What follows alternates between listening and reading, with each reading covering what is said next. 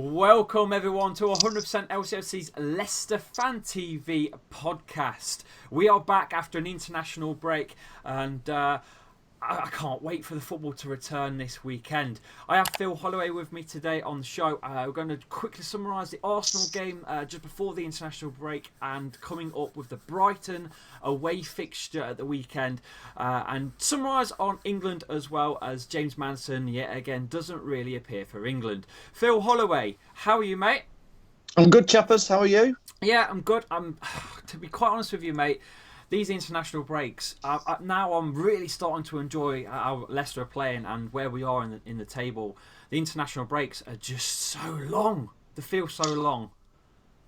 Chappers, it feels like we've had them every 4 weeks since the start of this season. You just get going and then here's another one. No wonder players and the managers all grumble about wanting a mid-season break. Yeah. They have a pretty relentless football Premier League programme. Then there's the cup competitions and the Champions League for some of them, us next year, of course. And then you're confident on that one, aren't you, Phil? Breaks. You're very confident on that.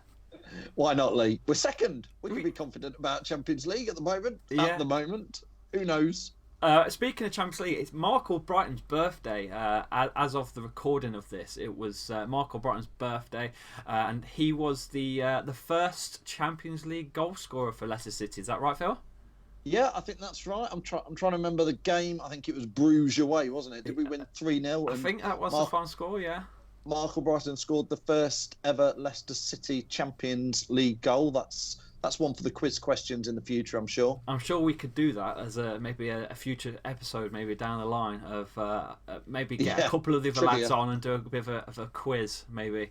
Winner puts 50 quid into the pot for charity or something. Sounds good. I'll probably lose that later. Well, hopefully I can take some more money off of you on this week's Who Knows Wins as well, Phil. Yes, I've not been doing so well on that recently, Lee. I am. So I'm hoping I need to get. I know you've done all right. You had a big win on it. I did. So I need to get back into that this week. I know. We'll move on to that in a minute. But Arsenal, before the international break, we put them over again at home, back to back at home now. 3-0 the season before and 2-0 this season. Let's quickly summarise that game. I think we completely bossed them, to be honest with you. I don't think they had really anything on at all. I spoke to the Arsenal Fan TV lads, Robbie, Lyle on the AFTV. They all agreed Leicester were the best side. They don't seem to have any hopes for this season for themselves, but for us, they think we'll finish in top four. I think we'll finish in top four, Phil, as well.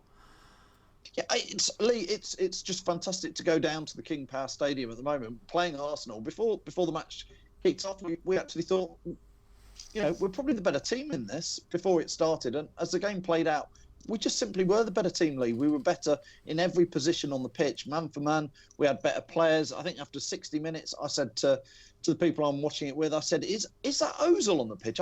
Has he come on or what? He'd been on all game. I just hadn't noticed him play at all. Aubameyang had glances and touches, but we just looked the better team, didn't we? We did, mate. We really did. I can't see any changes happening against Brighton, to be honest, unless James Maddison, which we'll touch on now, is injured, because he's not really featured for England. Really, he got subbed on in the midweek game last week, but overall he's just not had a sniff again. What else does James Maddison have to do to get into Gareth Southgate's England team? It's a big question, isn't it, Lee? Because he's performed at a good standard, a very good standard last season, looking even better this year. Most Leicester fans, I guess the positive is he's going to come back to Leicester raring to go, fired up, fit. I mean, there was talk of him having a slight calf strain on Sunday for England, but if he was, what was it? He was on the subs bench, so why would he be on the subs bench if you've got a strain? You wouldn't be. Exactly, mate. I do feel that it's... Look at Mount. He's just walked in. Frank Lampard signed him up. He's had about, 10 games? And he's in the England squad. It's almost, again, feels like it's big team names, big name players for big teams. And Leicester seem to be snubbed as a big team again. Well, That's just how I feel. You mentioned birthday boy Mark Albrighton. Probably had one of the best 4 or 5 seasons out of many, many English players in the Premier League at a consistent level for Leicester. Okay, not in our team at the moment, but never got a sniff, never got a mention for England. Again, Harvey Barnes has had a great season for Leicester. I think he's the highest assist maker at the club, and I think almost in the Premier League this season. And he's not mentioned for England, and yet, like you say, Mount and some of the others seem to get in there ahead of Harvey Barnes and James Maddison. So it's I think it's just one of those things you have to put up with being a Leicester player, which is slightly why people like Harry Maguire maybe, look to move on. Now, you're right about James Maddison. I myself, I just can't understand why he's not in the England setup. But if anything, it probably just benefits us overall. Because him playing for England, if he has got some sort of knock or carrying some sort of old injury, it could affect him. So, sod it. Yeah, I'll take him for Leicester. I don't give a monkeys about England anymore, mate. I really have sort of lost interest. I didn't watch the games. I'll openly admit on this podcast, I did not watch the England games whatsoever. I've not even seen the highlights. The only things I've seen is when the Kosovo fans were holding the St George's flags at the start of the game, which I really appreciate as respect. But well, Lee, the biggest thing you will have missed on the game last Thursday was Ben Chilwell had a fantastic game for England. He 3 does. assists. He does, and played very, very well. And I think most Leicester fans now, because he was getting a bit of stick even from Leicester fans for 5, 6, 7 weeks ago, but had a fantastic few games for Leicester and capped it off with a brilliant performance against. I'm trying to remember. It was last Thursday, Kosovo, or was it Montenegro? I didn't watch it either. That's what I mean. I only saw the highlights. I just don't watch England anymore, mate. I'm so drawn into Leicester City Football Club and club football. Let's look forward to Brighton then, chappers, because that's the big thing for Leicester fans, isn't it? Yeah, it is. The current stand-ins with Brighton themselves and Leicester were both played 12. Leicester have won 8. Brighton have only won 4. Lost 5. Brighton have with their previous form of a win-loss, win-loss, win-loss sort of. So they're up and down. They have 15 points, and we have 26. We've played 12 times between us, with not many wins and losses between, actually, with 5 wins for Leicester and 4 wins for Brighton. So it's quite evenly matched, and 3 draws between the pair. It's going to be a tricky one, Phil, I think. Lee, I think you're spot on there. For Brighton, they're one of these clubs like we've had to, establishing themselves in the Premier League. This is, I think, their 3rd season in the league. 15. You say they're on 15 points? Did I say 15? I said 15 points. Yes. Yeah, I think that's a tidy little return. They'll be happy with that. That would put them on line to finish with around 40 points this season. They're on target. Would be where they'd want to be. Establishing themselves, 3rd season on the trot, more money in the bank. That's They're no poor shakes. They've had some good results this season, and it's not going to be easy going down to the Amex. It's not notoriously a great ground for us, but we've done okay-ish recently, haven't we? Yeah. What is it? An attendance over there? Is it about 30 as well? But similar sort of. I think it's a bit less. I think it's a bit smaller than King Power, but it's a nice little ground. Yeah. Looking back at the previous results, it looks like Leicester really haven't struggled with them, though, to be honest with you, since around 2015. 2017 was a 2-0 win here at the King Power, 2-0 away in 2018, a 1-1 draw away, a 2-1 win at the King Power in 2019 in February of this year. So I'm not fearing them, but I'm just going on history, Phil, of 5 wins, 4 losses. It's very evenly matched on history, and history does mean a lot with these teams. Look at the Man United fixture. We went to Man United yet again and lost, and I base it on history stats alone, because we were the better team. We are the better team this season, but yet again we go to Old Trafford and don't get anything. I'm just going on stats, mate. Yeah, and I think we can go to Brighton and pick up points. The form we're in, Lee, the way we played away at Crystal Palace that 2-0 win, which we battled it out. The way we obviously thrashed Southampton 9-0, the way we played, it was I thought one of the most exciting things we did was how we played against Arsenal, because we just outplayed them. And if we take that spirit and skill levels into the Brighton game, I think we've got the players who can turn it on in a flash to score. We've scored a couple of fantastic goals in the last couple of games. We really have. The Jamie Vardy team goals. The team goals, the combination play has been phenomenal. And just mentioning Jamie Vardy there, on 11 goals already in the Prem. He's just flying. I think he's gonna smash his own record this season, I think. I dared say in the summer, one of my big worries was, is Jamie Vardy not over the hill, because that's not the right way, but he's had so many good seasons for us on the spin. Is this going to be the season where the goals dry up? And I couldn't have been more wrong. No, it's unreal. I think I've said this before on the podcast, Phil. He's the fittest he's ever been recorded on that bleep test that was recorded. It's the fittest he's ever been. He's got the lowest heart rate he's ever had. It's just crazy stuff for a 32-year-old footballer. And you look back and think, well, you know what, he is 32, but he's not really a 32-year-old footballer, because he didn't start until later on in his age, you know. So I think he's still got plenty in the tank. I think so, and the way he chased around against Arsenal, he looks hungrier than ever, Lee. Definitely, mate.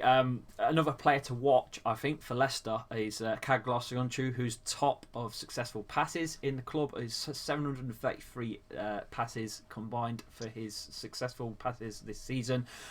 He's just turned into a phenomenal squad player. He's we're not missing Harry Maguire whatsoever. Who? Yeah, exactly. We're not. We are not missing him whatsoever. It's unbelievable. Thanks. Thanks for that 80 million, man. Yeah? I know. Cheers. That £80 million has gone straight into back into the club, really, to pay for the training facility that's come in. Just a phenomenal player. I can't believe he was sat on the bench all season last season. It's mad. No, I mean, firstly, what should we call the new training ground? Thanks to Harry Maguire training ground. I don't know, because he's effectively bought that for us.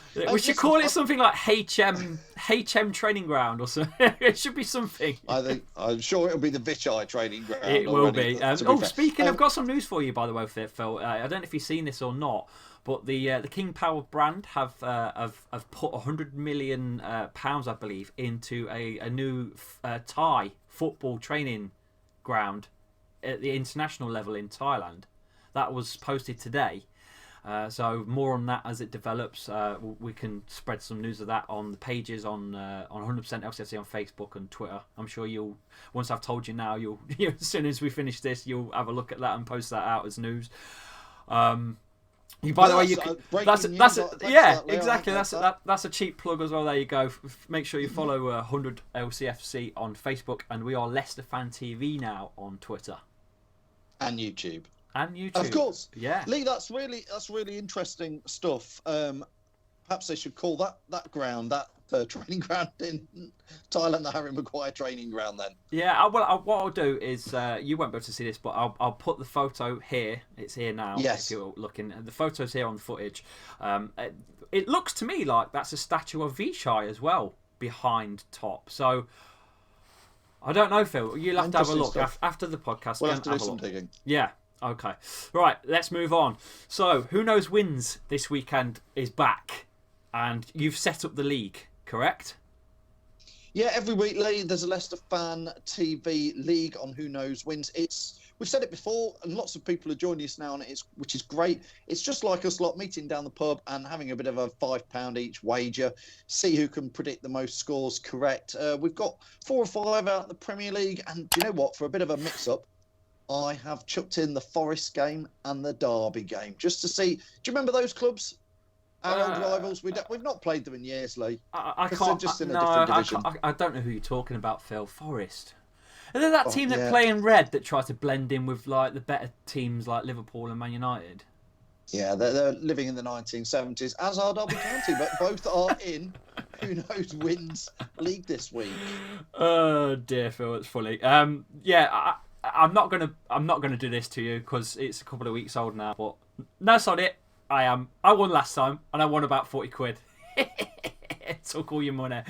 But try and play this week. I've not put mine down yet. I will have a look at the fixtures in the week. Well, I tell you what, Lee, I think I'm not winning because in these podcasts, I'm giving out what scores I'm going for. So everybody's knows exactly what not to go for. Don't follow my tip. So I'm not telling you this week. Let's keep it under our noses. Yeah, listen, my selections are usually right, because what I do is I pick the obvious ones, but then I'll take the most obvious one and turn it on its head. Just the one to up the ante, and it's worked for me so far, Phil.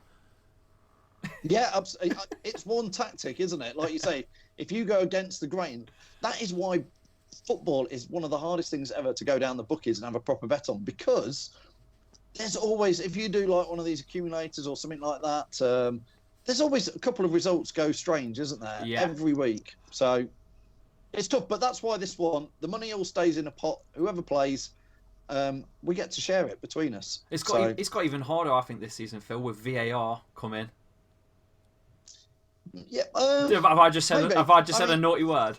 Yeah, don't say that. Let's not. A lot of Leicester fans have been like taking the mickey out of Liverpool and saying how bad it is. Actually, Leicester have done pretty well out of VAR this season. We wouldn't be second if it wasn't for VAR. So that Spurs fixture in particular, that was a VAR fixture and a half. Yeah, and the Wolves game, the first home game of the season, 2-2. Now, there's some news on VAR, Phil. There's some news on VAR, which apparently we are now going to be, because we moaned about this on a previous podcast, that there isn't enough information given out in the ground.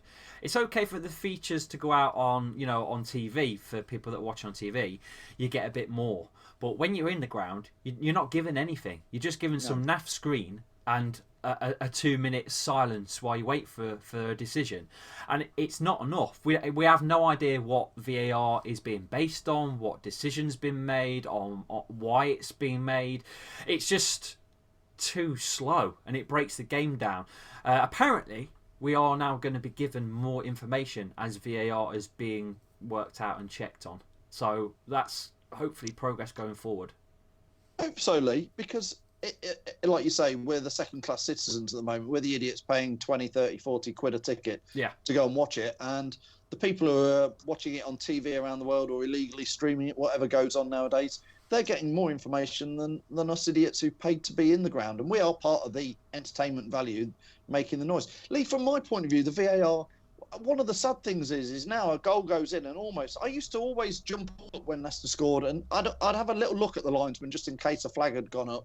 But you normally went a bit mental when the goal goes in. I don't know about you this season, but there's just a bit of me thinks, you sort of look at the ref and you think, is he putting his finger to his ear? And you're looking at the ref instead of jumping around celebrating because you're going, well, are they going, you know what I mean, don't you? Yeah, no, I completely know what you mean, mate. It's like when you play a game of FIFA and it gets ruled out as offside and you throw the controller at the screen. You can't really do that at the game, can you? But eventually I think people are going to start throwing their phones at the referee. Lee, what do you mean FIFA? I still play Sabutio. Do you even know what that is? Yeah, I do know what Sabutio is, mate. You know what? I've got a Sabutio figure of someone. Who was it? It was Casey Keller or something, somewhere around. I'll have to get that one out. Oh, there you go. Sabutio. No, talking about FIFA, mate, I think that's a good idea that we could do some predictions the week before. Maybe me versus you on FIFA for the YouTube channel. Yeah, if you could get some Leicester 9-0ers against me if you play me at FIFA, chappers. I've got all the ideas, but no finger controls. I'm used to an Atari controller, which has got one joystick and one button. Oh my god! All these Xbox controllers now. The ZX Spectrum. Yeah, what was it? Sensible Soccer. I used to play that. Yeah, before your time, chappers. Legendary game that. I still love that. Right, cool. That's about it for us. Just one more thing before we go, mate.